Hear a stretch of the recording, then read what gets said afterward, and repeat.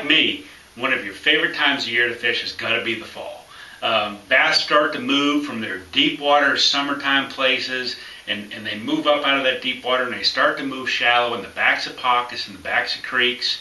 And there's many of them too. You don't just find one fish in the fall, you find a whole school of fish in the fall. So, there's a little bit of homework that goes into actually picking a spot to go fish in the fall, and then trying to figure out, the right combination of baits to throw, because, fall fish can be a little bit finicky, but with a little bit of experimentation and a little bit of knowledge of what happens in the fall and where to go look, you'll be able to figure out where to go catch some fish. So the first thing that, I really have to stress is that having a lake map is really important for, not only fishing in the fall, but anytime you go fishing. And if I give you one tip of where to go locate fish in the fall, it would have to be all the way back in a pocket or a creek pocket that has a little feeder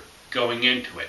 That's one of the keys to being able to find bass in the fall, is locating these key areas that have a little feeder going into it. And typically, why that's important is that those particular little pockets or little creek pockets or the backs of creeks with a feeder have a defined creek channel that runs through them. And the bait fish and the bass use that as a migration route to get, from where they are in their deep water places to get up, all the way back in the shallow. And quite simply, the bass just follow the migration of the bait fish or the shad or whatever it might be into the backs of these pockets, and they feed up in preparation for the winter.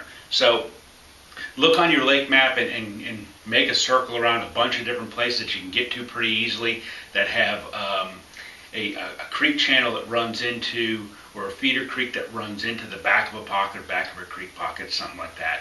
And just start fishing. Start all the way in the back and kind of work your way out. I like that little back third of the pocket seems to be where you're going to find most of the fish.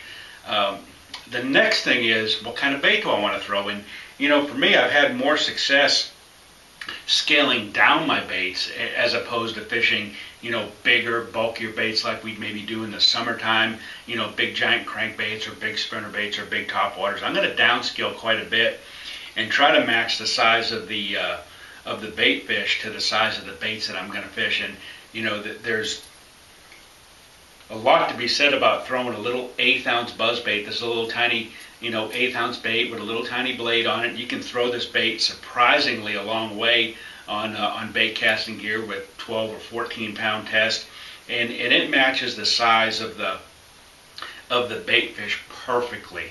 So I really like fishing a little tiny buzz bait. You can throw this bait all day long and catch fish on it in the fall. Don't just be limited to the mornings or the evenings. You can throw this all day long, and I'll have one rigged up at all times. A couple other of my favorite baits would have to be a lipless bait, because it really closely resembles the bait fish that the bass are feeding on. And I downscale my lipless bait to a 3/16 or a quarter or a 3/8 size, 5/16 ounce size.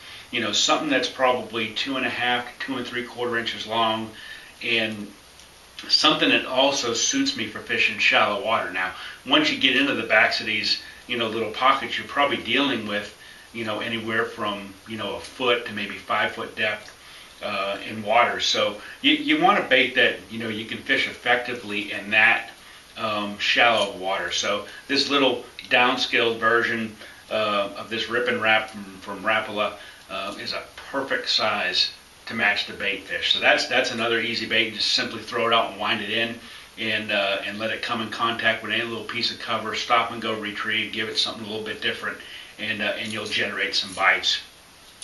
And then another one of my favorites has to be something that probably every bass angler has, a shad wrap.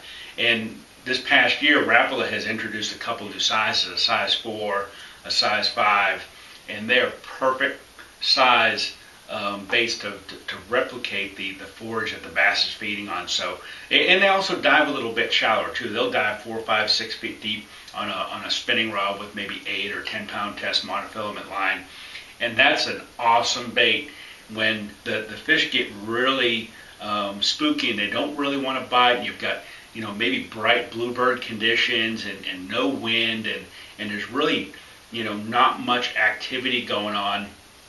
I will downscale and put one of these little shad wraps on and fan cast my way around the backs of these pockets, and that bait right there will generate a ton of bites for you. So picking the right spot is important, picking the right bait is important.